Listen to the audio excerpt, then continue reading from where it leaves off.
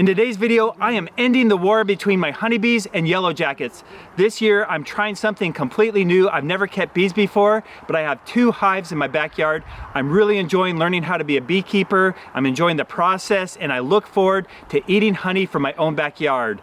But this morning, I was watching the honeybees go in and out of the hive, bringing resources back to the colony, and I saw the unthinkable. A Yellowjacket invaded the hive and stole a baby honeybee.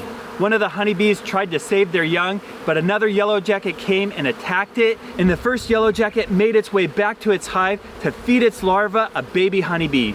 And if these more aggressive Yellowjacket wasps keep attacking my honeybee hives, they're really gonna affect the colony. So what I'm gonna do is save my honeybees by making a Yellowjacket trap.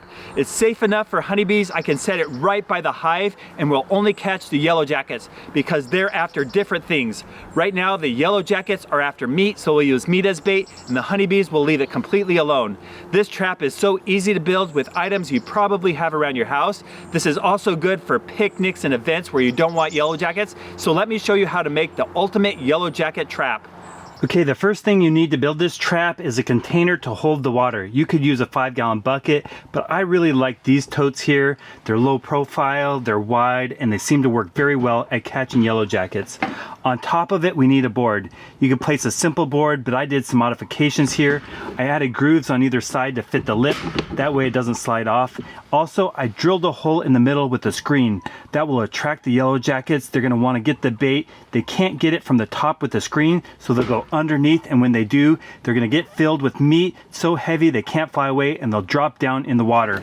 I included a screen right here for the bait holder, and for bait, we're using raw meat. Chicken meat here that I'm gonna shove under there.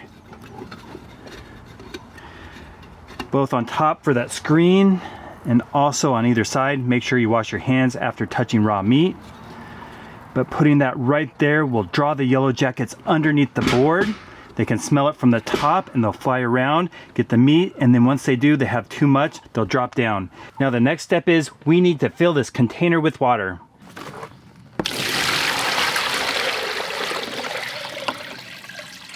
Now the water level matters quite a bit. We'll place our bait board on top. If there's too much space between the water and the bait, they can fly away. And if it's too high, they can't really get below there. So I want maybe an inch of clearance. I'm gonna add just a little bit more.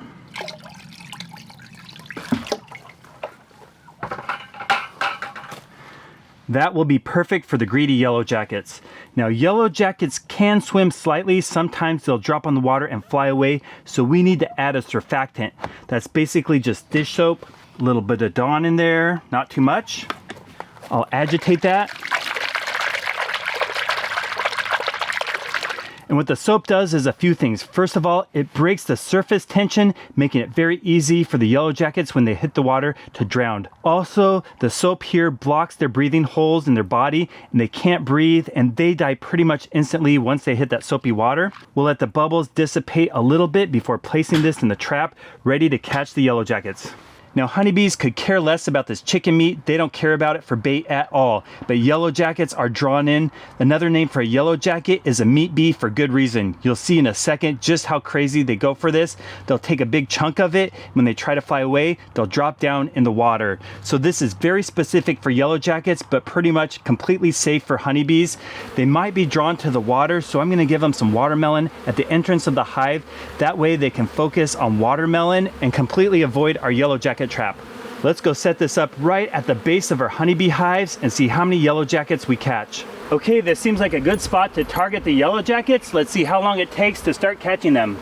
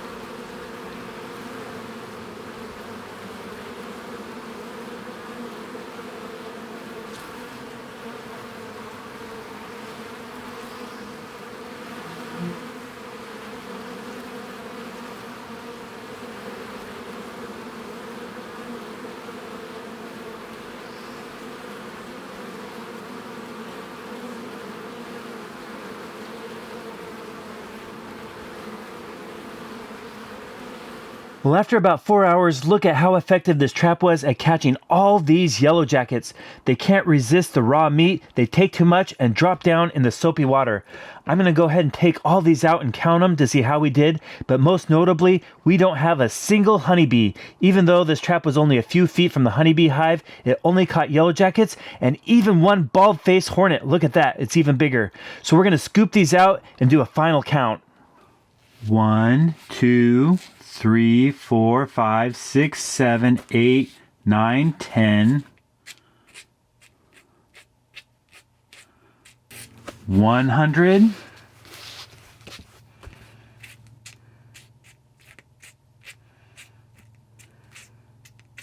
200,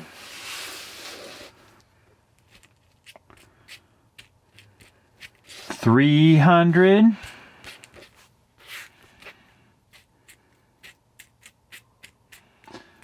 400, we're on 19, 420.